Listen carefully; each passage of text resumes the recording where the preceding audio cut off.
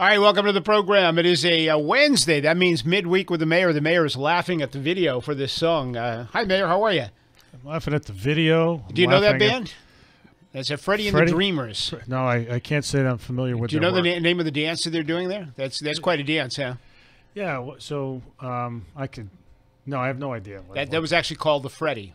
That was called the Freddie. It was called the Freddie, and it was not named after Fred Kalis. It was named after Freddie from Freddie and the Dreamers. But no kidding. So 1965. Wow. Yeah. Yeah, it looks like 1965. Goes back a way, huh? Yeah. Well, that's one I don't even recognize the song, Barry. No. No. That's part of the British invasion. Okay, when the Brits yeah, they have a began taking over, Beatles-like sound. Yeah, I'm not sure the Beatles ever danced like that. I don't think so. No. Yeah. At least not when they were not doing psychedelic drugs. They weren't anyway. Yeah, right. I was 7 when that was on the charts, believe it or not. No kidding. 7 years old, yeah. And look, you get to play it from the comfort of your desk, just put with a click of a mouse, like magic. There you go. Yeah.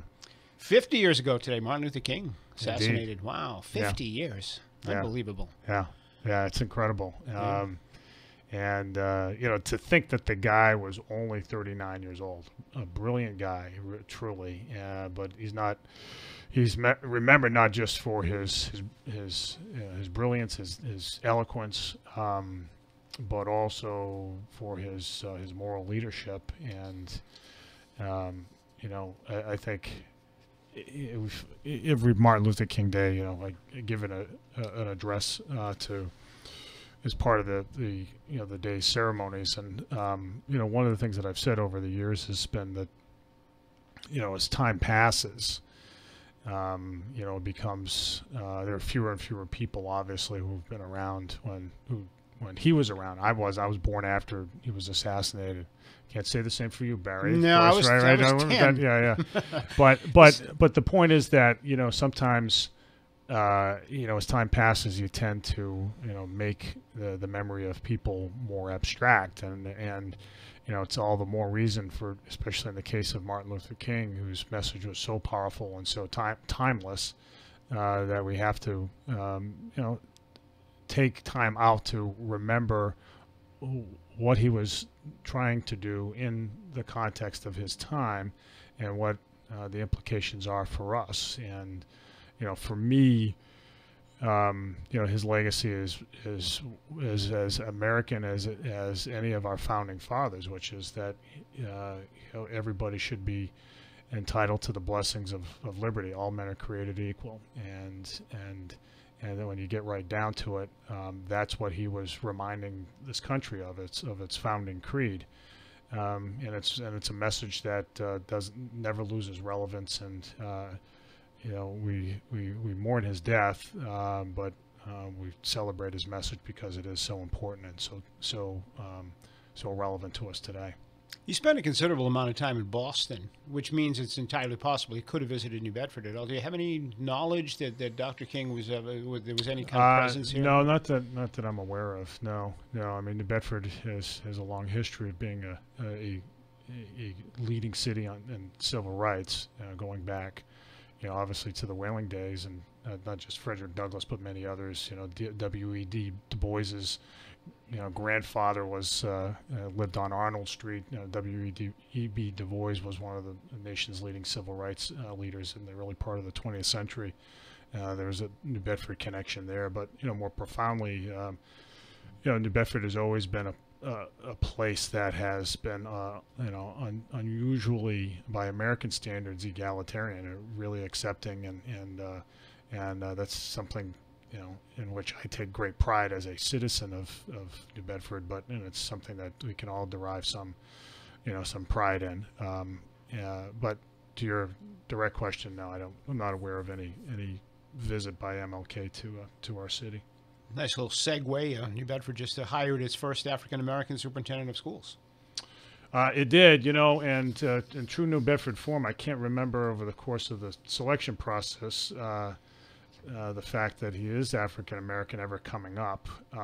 He just was the best candidate, and his name is Thomas Anderson, and we introduced him last week to the city after he was selected by a 6-to-1 vote of the school committee He's going to do a really good job. He's a guy who has ascended the ranks in educational leadership. He's been a teacher. He was a teacher for a number of years. He has been an assistant principal, a principal, an assistant superintendent in both urban and suburban districts. And so he has the breadth of experience, but more particularly, he has a great skill set. He's a really good manager. He's got a really strong compass. He's strong. He's a good listener, I've found. And the day after, I guess 2 days after the vote, he came. We did a press conference that BSM covered, among others, and I was even more impressed with him then. I feel really good about the selection. He has a lot of work to do.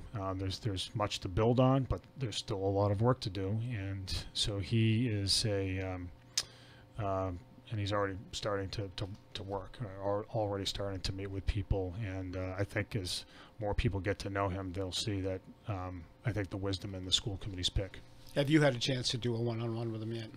Oh, yeah. Oh, well, several, yeah, actually. And in fact, I'll probably be talking to him today. I want to make sure that he is put in the best position to succeed and to hit the ground running. He will need to do some hiring in the front office for sure. Jason DeFalco, who's the deputy superintendent, is going to become the superintendent in the Blackstone Millville School District in central Massachusetts, so that it will be another vacancy that Thomas Anderson will have to fill.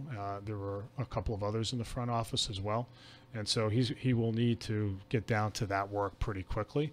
But otherwise, his approach, as he stated it, is I think a really sound one. He wants to come in and not just break everything, not to turn over the tables, but to actually listen, to figure out how things are going, and make adjustments reasonably, thoughtfully along the way. I think that's the right way to do it.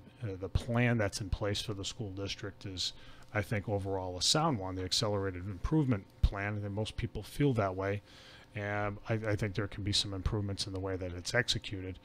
And that will be the job of the next superintendent. Does his contract, he lives in Needham, I understand, does his contract require him to move to New Bedford? It doesn't. There isn't a residency requirement for the superintendent. The job posting made that clear, that residency is preferred but not required. As it turned out, none of the finalists were residents of the city.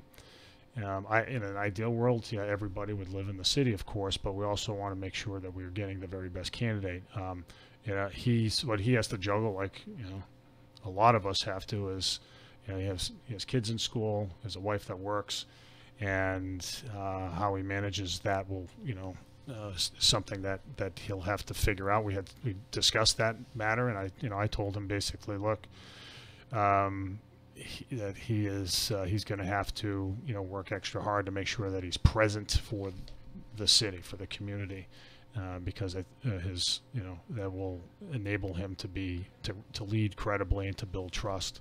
And he's willing to put that work in. I was satisfied that his commitment was real. Well, I know you've expressed in the past you'd rather see the police chief live in New Bedford and police officers live in New Bedford. Mm-hmm. So why would you be willing to accept a superintendent that lives somewhere else? There are lots of contradictions in the residency rules, Barry. Some of it's dictated by state law. So, for instance, under state law, school teachers, a municipality may not require school teachers to live in the city. So here in New Bedford, about 1/3 of the school teachers in the school district live in the city, and the rest live elsewhere.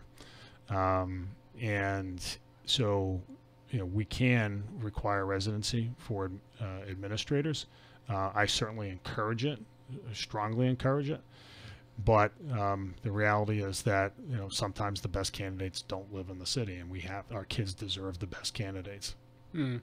So can that be true though for anybody else? And can anybody else make that argument successfully with you and convince you that I want to live in Dartmouth, or I want to live in Fairhaven, yeah. or I'm a good cop, or I'm a good custodian, or whatever. But yeah, so the job markets for different positions are different, and in some cases you have with teachers, state requirements that tie our hands on residency requirements. So you have to manage all of that. I've had a number of discussions with city councilors about some of these contradictions, and I do think that we will in the long run have to reconcile some of the contradictions in place. We, on the one hand, want all the best candidates for sure, and we know that New Bedford itself doesn't have a monopoly on talent. We want to make sure that we're grabbing from as broad of a pool as possible.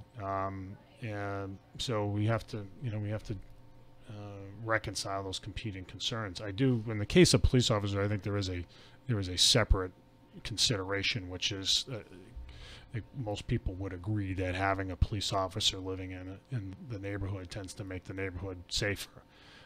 So that is an argument that might not apply to teachers nearly as much, but at least in the case of police officers, their actual physical presence at home it brings a benefit to the city. Well, I know in the case of a mayor, for example, a mayor who has kids that go to private school as opposed to public schools will often be criticized for that, right? President maybe who puts his kids in private school. Right. So your kids go to public schools here in the city of New Bedford. So some could argue the superintendent running the school department, yet his kids don't go to that school system. And I mean, so is that a legitimate argument? Or? So it's one that would not surprise me if we hear. And I think we have to, and I've certainly brought it up with him, but at the end of the day, we've got to hire the best people, and also these are family decisions. I mean, his wife's career is one thing. I don't know exactly what his wife does for a living, but it's connected to Boston. So moving his kids out is not something that he gets to say all by himself. I'm very familiar with those kinds of conversations around around the dinner table. I mean, look, people say about Annie, my wife, that she commutes to Boston, drives an hour and a half every day, and people up there think you're nuts. Why you're living so far away? So sometimes couples have to make these choices, and so in her case, she loves New Bedford. She's devoted to the city. She's devoted to her family, and wants to bring her kids up here, as we together do. And so she makes that sacrifice, of which I am very, very grateful. So what would you then, if this does come up with the public, say to somebody who says, look, this guy's making policy decisions for my kids, but yet his kids don't have to go to these schools? Yeah, I would just say that I would remind people of the residency requirements around teachers, right? So 1 out of 3 teachers in New Bedford actually lives in New Bedford. And that's been state law for a long time. But I'd also say that, listen, I would say, sure, I get it, but focus on the policies as opposed to the person and the decisions he makes in the personal realm. Which are, again, not entirely his own. Police Chief Cordero was on with Jim Phillips on Sunday, and something came up. They made a news story out of it. I have not been able to clarify this, and I've been trying to get in touch with the chief this week to get him on for a couple minutes to try to clarify it. Okay. He says that he is looking to hire some Spanish-speaking police officers because we have a growing Spanish-speaking community in the city of New Bedford. I don't know whether that means Spanish-speaking police officers or Hispanic police officers, which in my mind would sound almost like affirmative action, that we're going to go out and hire people specifically because they're Hispanic, as opposed to the fact that they might be the best or least qualified for the job or whatever. Yeah. Do you know what he's talking about there? Because I'm just trying to get clarification on that. Well, there's a need for Spanish-speaking police officers. And for reasons that I think everybody can appreciate, we have a growing Spanish-speaking population, and police officers, the currency that police officers have to trade in is trust and the ability to communicate, which is related. So we don't nearly have enough Spanish-speaking police officers to be effective in protecting that our Spanish-speaking community. We don't have. We think we need more to build more trust in that community. So yeah, it's a need that has reared itself. I don't want to say it that way. It's a need that has materialized in many cities, and it's not unusual at all. So and most of those people, I would think, would be Hispanic ethnically, but it's really the focus is really on a skill set. Is that fair, though? I mean, if somebody who is non-Hispanic has worked and put in the work and does extremely well on the police academy and the test and everything else, and is bypassed simply because they're not Hispanic, is that fair? I don't think that's what he's saying, though. Well, that's what I'm asking. I mean, is he talking about hiring Hispanic? He's looking for a skill set for a very. So if I passed Spanish skill in high set school, for which there is an acute need. If I get all right, let's hear you speak Spanish, Barry. Go right ahead. Hola. Let's say, yeah. All right, so there you go. You're not hired. So yeah, no, I guess not. I mean, I just have a problem if and I want to clarify this with him before I criticize it. But I mean, if you're going to begin hiring people based on whether or not they're Hispanic, I mean, isn't that problematic for somebody who maybe is not Hispanic? Who's so put in a lot of affirmative work action isn't what it used to be in America. The Supreme Court, in a long line of cases stretching back really to the 1980s,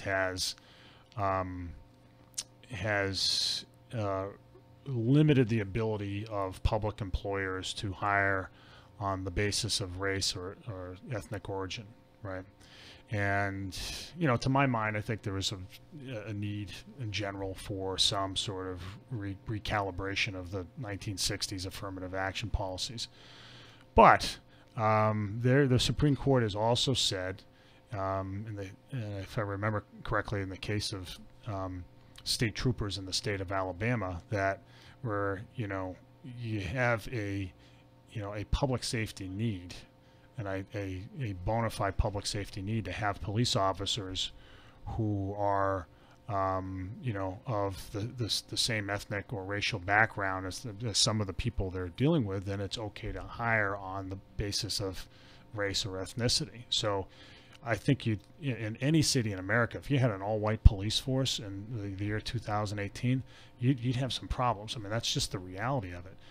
We have a diverse police department because we hire the best, but we're also sensitive to the composition of the community. We want our police department to look like the community, loosely speaking, and because that way you build trust, you gain information about criminal activity, you can make the community safer that way, and that is the Supreme Court has said in so many words. Even many of the conservative justices on the Supreme Court have said that's okay.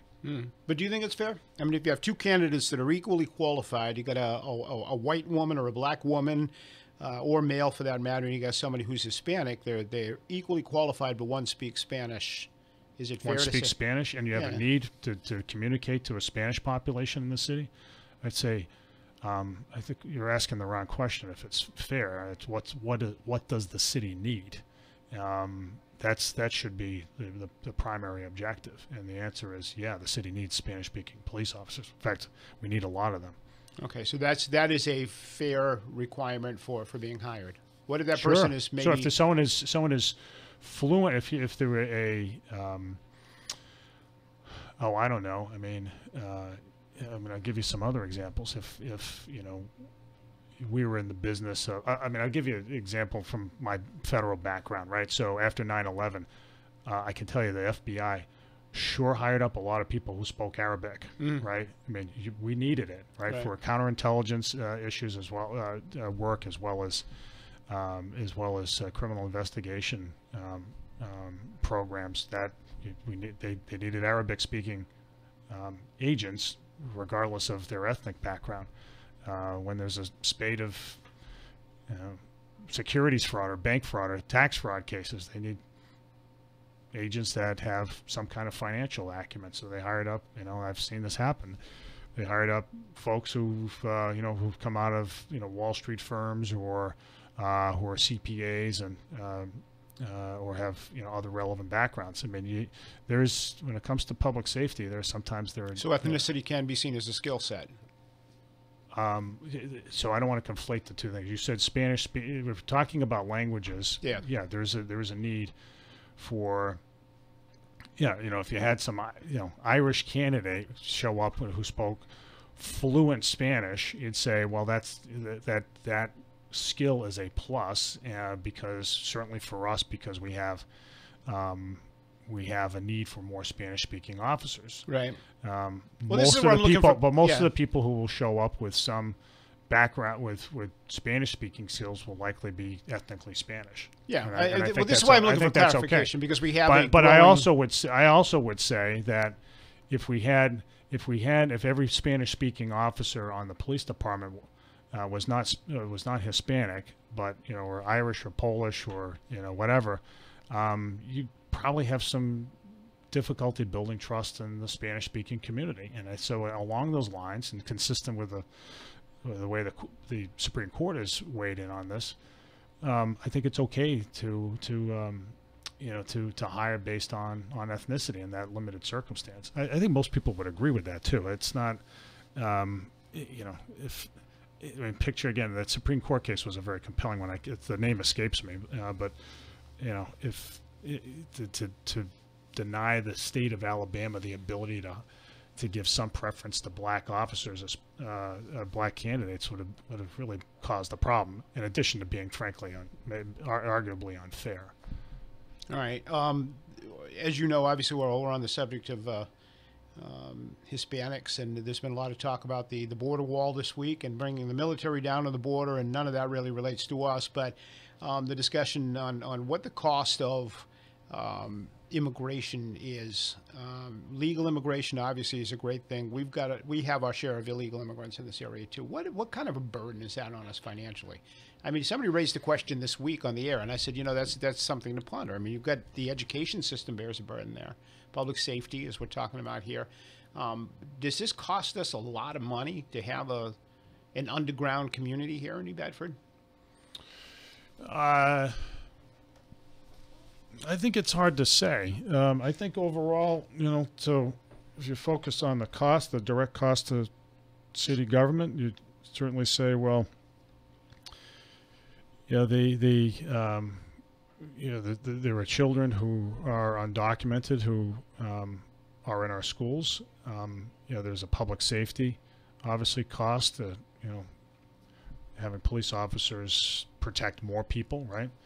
I actually happen to think, though, that most of the people the vast majority of the people who come here, legal or illegally, are coming here because they really want to be here, and they work hard and they contribute to the economy, and so overall it's a net plus. I mean, there are studies that have tried to quantify the cost and benefits of having undocumented workers in a local economy. I can't really speak specifically to that, but my gut tells me they contribute a lot to the local economy, and it may also be the wrong question, which is well, wouldn't the benefits go up a lot if they had a clearer means to citizenship, right? Which Congress has not been able to figure out for the last 20 years or so. So that's what I think. I mean, I think there has to be immigration reform in this country, and it could entail heightened border security. I'm okay with that. I'm not sure I'm okay with. In fact, I'm not okay with deploying active duty military to guard the border when there isn't. There's no threat of Mexico invading. But it's a complete waste of money. But I do. I'm fine. What about the drugs? Now, the sheriff was on yesterday. We're talking about the border security. Yeah. And the sheriff was talking about 95% of the drugs that we're dealing with today, opioid-based drugs, fentanyl, all of that stuff's coming across that southern border. And part of the argument for having a wall, I'm not sure I buy that, border, but we'll just let's say 75%. Right. Okay, let's say 75%. It's we'll a just lot. knock it down a bit. Yeah. It's a lot. I mean, and we have a serious problem with that here, right? So, I mean, why would you not want to see the military or a wall there that would block those drugs from coming up here to New Bedford and poisoning our kids and our society here? Yeah. I think in part because it's unrealistic to think that you could any army could effectively block, so as not to, so that no drugs are let in a border that long. I think it would be hard to find a case in military history where a border that big has been sealed So we do nothing? so hermetically. No, we don't.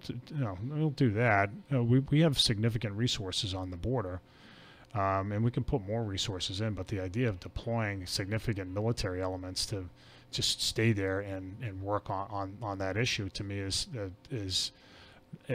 not exactly a good use of resources. There are plenty of ways to get drugs into the United States, and so that may be the most direct way. But it doesn't take much to sneak fentanyl into the United States. In fact, more and more fentanyl is actually manufactured domestically now than there was even just a couple of years ago. So the drug dealers are pretty crafty, and they adjust. And I don't think that is the approach is the wise one. I think we need comprehensive immigration reform in this country, which makes it clear for people to get citizenship, especially if they've been here for a long time. And I'm fine with more border security. I think it's okay to have both. I think there's been some heated rhetoric on both sides, but geez, it's just probably as much as any issue at the federal level. The immigration issue is emblematic of how unable the federal government has been in solving problems. I mean, and it's not a problem that can actually be sort of left like a lot of others to the states and to cities. I mean, immigration is a classic federal issue, and who you let into the country and who you don't let into the country is something that's left up to the federal government. They can't seem to figure it out. On the issue of drugs, your city solicitors, I guess, have a meeting, or the law department has a meeting with the Council Committee on Cannabis coming up right on the 19th. If I remember If you correctly. say so. All right. And I guess they're going to start hashing out zones and where these zones should be for retail and that type of thing. Now, in the past, you've talked about Hathaway Road. Is that still your druthers for?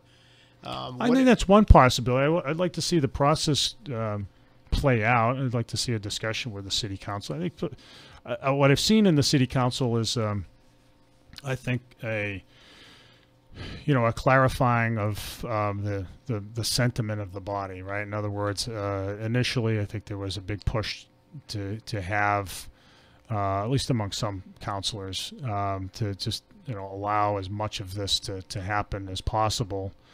And now I think we've had more detailed discussions with the city council, and I think everybody understands that marijuana is here, it's legal, and it needs to be regulated appropriately so that it doesn't impose burdens on people who don't want the marijuana store next to their church or their kid's school or their house. And I think that's all very reasonable. So we'll work through all those issues in the months ahead. So we still don't know at this point about bars and whether or not people are going to be able to use marijuana at bars or outside of bars like they have to use tobacco. Yeah, I haven't read bars. the state regs yet.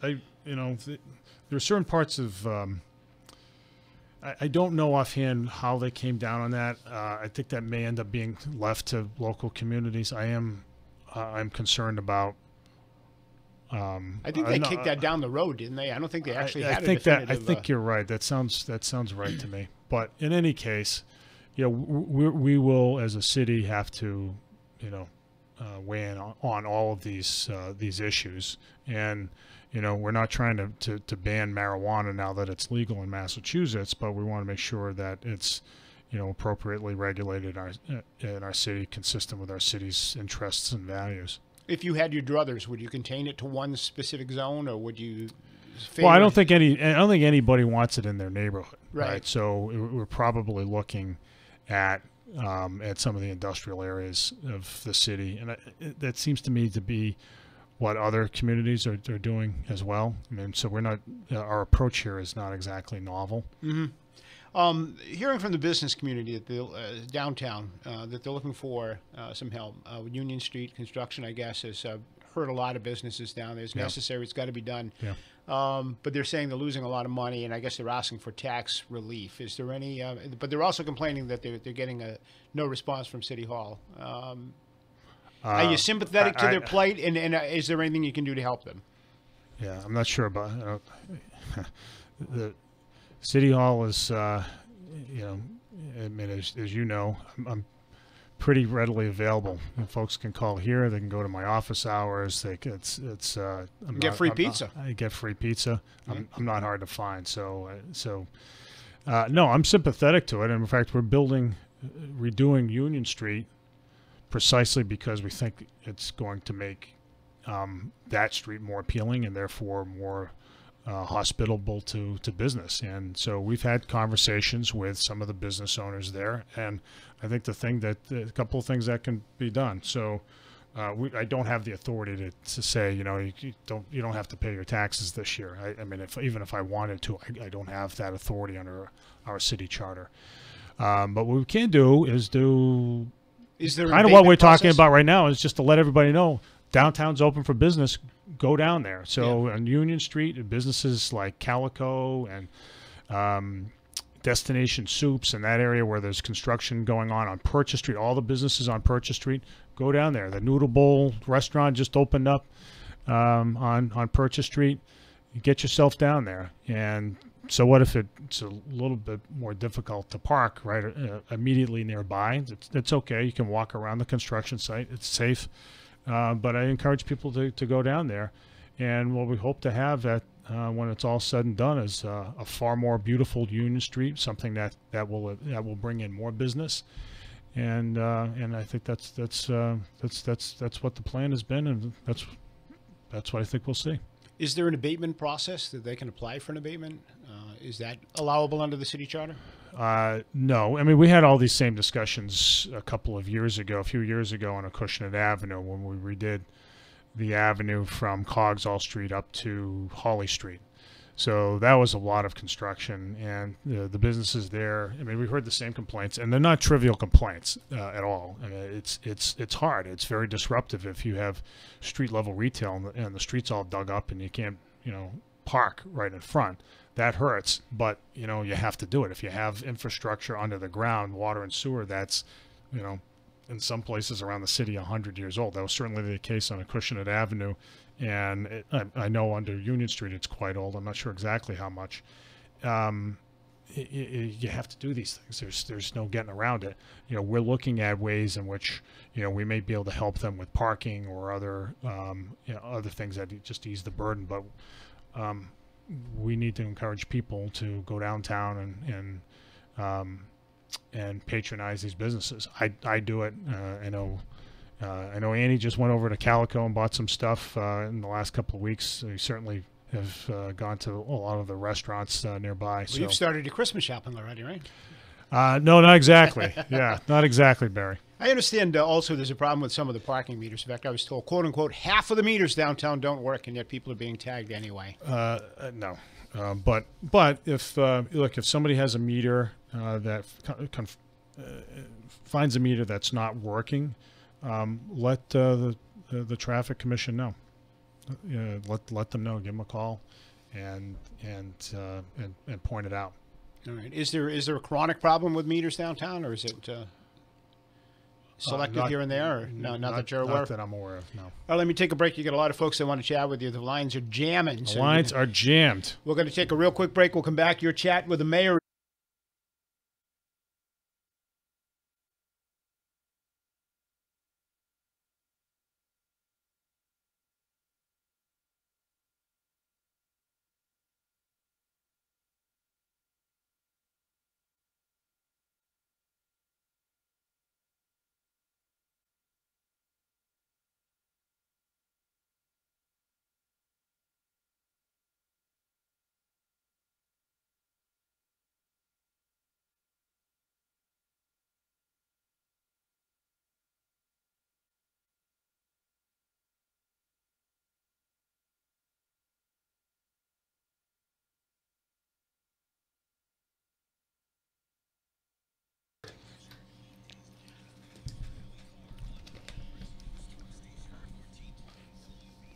All right, we are back. It is now 12:44. We've got Mayor Jon Mitchell with us until 1 o'clock, and the lines are jammed, so let's get right to your calls. We'll start right here, and you're first. Thanks for hanging on. Good afternoon, Mayor Mitchell. Good afternoon. I'm calling about a situation with quite a few street lights out on Walnut Street and 7th Street. Walnut Actually, and 7th. Okay. Yeah, and this is Barry, actually can I borrow your pen? There you go. John's not here today to take notes. Walnut and 7th. Okay. they're actually this is actually the third time it's happened in about 4 months, 3 or 4 months.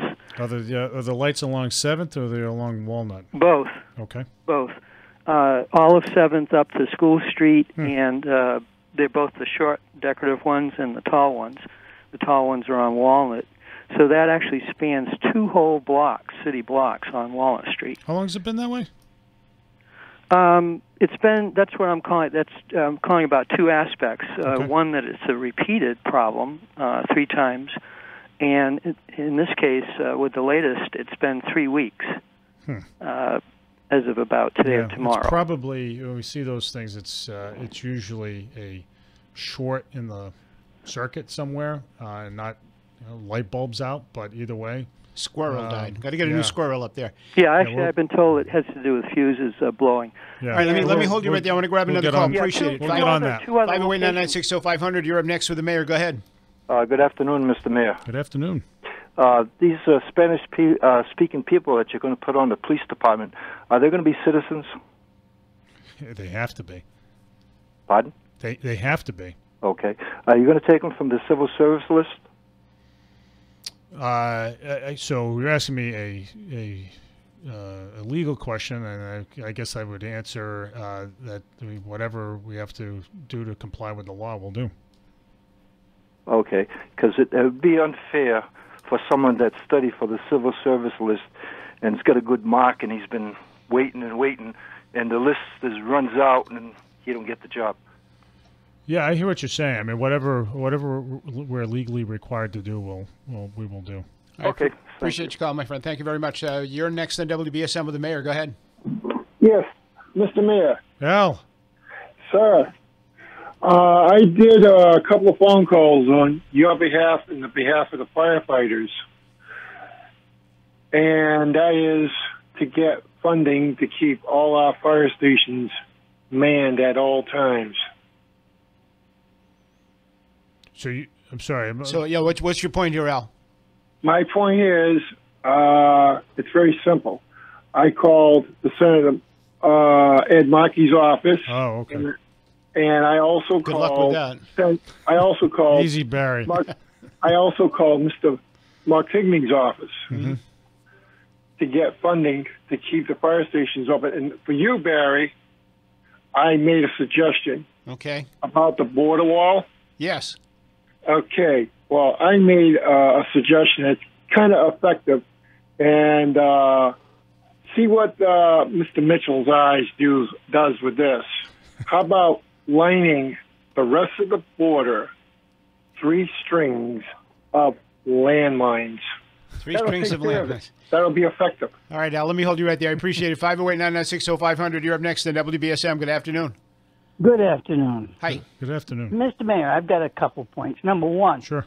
It seems like we have an awful lot of people that are getting, the dispensation from you for the living outside of New Bedford, such as our veterans agent. You allow him, and he's moved to Freetown. Everybody that gets a job with New Bedford seems to be moving out, and you say, well, we'll give them. So let me talk to you about that. So Chris Gomes, our very talented veterans agent, is as many people who are listening know, is a disabled Iraq War veteran. Chris had lost his leg from being hit with I think it was a rocket-propelled grenade when he was on patrol in his Humvee.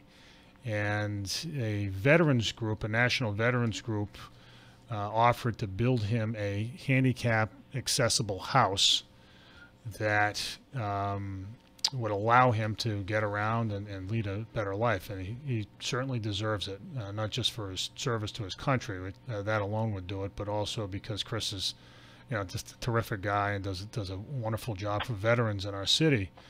And so Chris looked for a while to find a place in New Bedford, a property available where he could have the kind of handicap accessibility that he needs.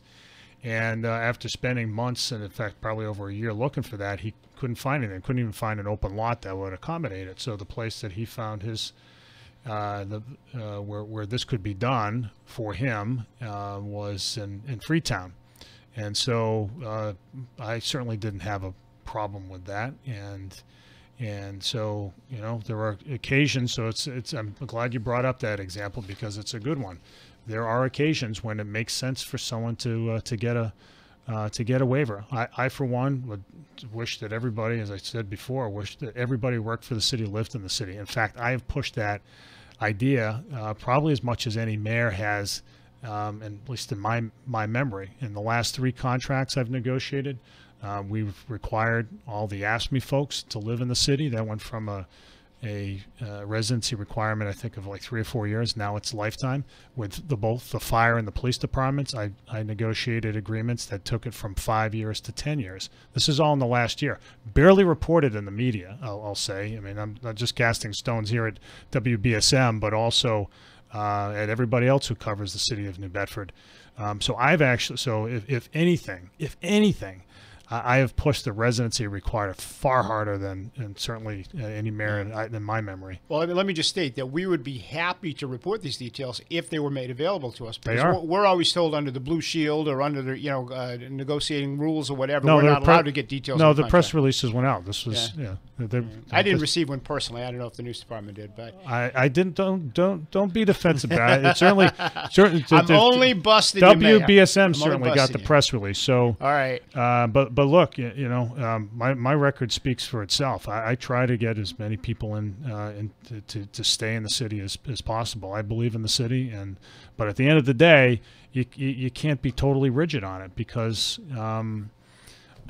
Sometimes the best candidate, sometimes the only qualified candidate is one who not only doesn't live in the city, but for whatever reason can't. All right, let me take a real quick break. Stay on the line. Your calls for the mayor next, right here on WBSM.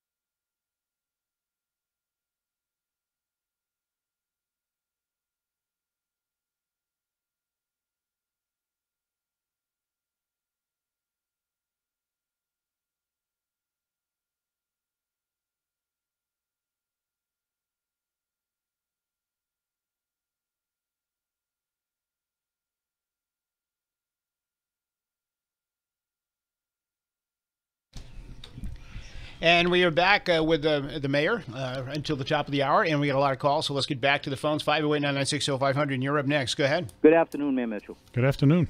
Recently on the radio, I've heard that the chief was recommending that the South End Police Station go near the property of St. Anne's former St. Anne's Church Mm-hmm. and Brock Avenue. I thought you had always wanted the facility to go in the Berkshire Hathaway area.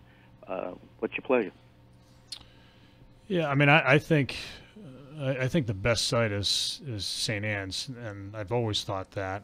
We had to put it out for a procurement process, and there were a few landowners who came out and bid on the right to sell their property to the city for that purpose.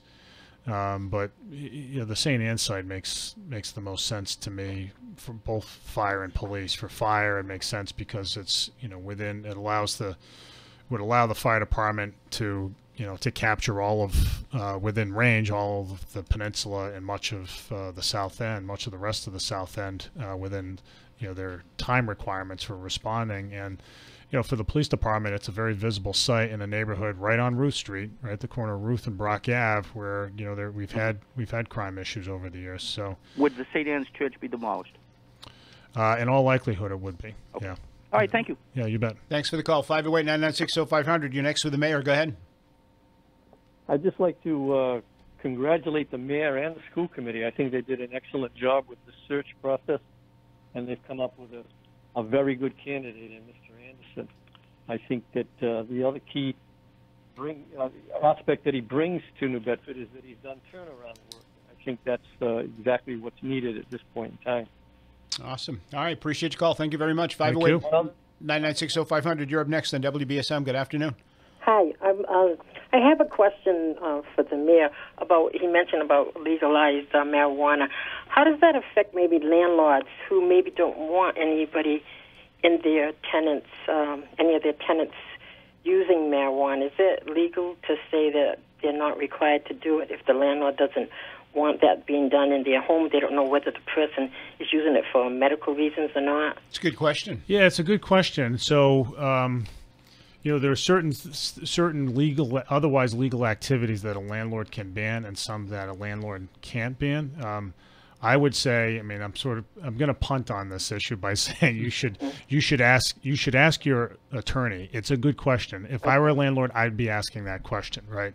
Obviously landlords can say, I'm renting out the second floor, but you can't smoke, right? Or you can't have a pet, or you can't. I think you can prohibit cigarette smoking, right? Yeah, but that's not with marijuana. That's not the other way to ingest it, right? So there are edibles, so you can. So it's funny. I'm sure there are landlords all around the state now asking that same question. So I don't know. It's a great question. I would just say that you should consult an attorney on that one. Yeah, that's an excellent question. We'll see if we can't find an answer for you on that, because I'd like to know myself. 508-996-0500. You're up with the mayor. Go ahead. Yes, I was cut off before I could get my second question out. My second question is the infrastructure in New Bedford.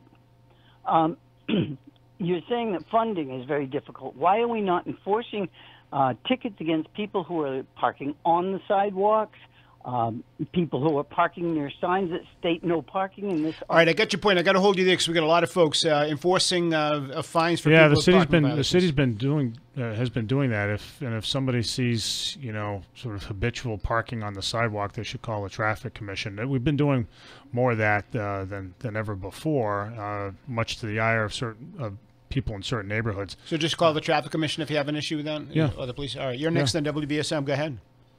Just one correction. Mr. Anderson is not the first African-American superintendent. Right, there's Portia Bonner, yeah. Oh, that's right, absolutely. I wasn't living around here when she was superintendent, yeah. Okay, appreciate it. Thank you very much for the correction. 508-996-0500, you're next with the mayor. Go ahead. Hello, you're on the air. Hello, Mr. Mayor. Yep. Yeah, you're on the air. Go ahead. Okay, Tabor, Port Tabor, mm-hmm. When you go down there in the summertime, you have to pay $5 to get in. Now, my wife and I used to go down there. I'm 80 years old. We used to go and sit down. We used to go 2-3 times a week. Now we can't go. Can't you do something about? Are you in New Bedford? Are you in down there and maybe get in for? Are you a New Bedford resident? Yes. Yeah, you shouldn't be paying $5 every time. We go down there. You can get it in that little. Yeah, you can get a season pass.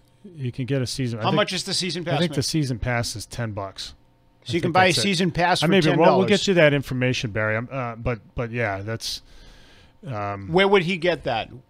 So you can get that at City Hall. We're trying to figure out how to allow the folks down there during the summer to dispense them. Then I think you can. I'll get you all this information. All right, we'll get it on the air just as soon as we can. Yeah. Mayor, we're out of time. Appreciate it. Just like that, Barry. Just like that. We're out of time. We'll see you next week. Sounds good. All right, back after the news. Stay with us.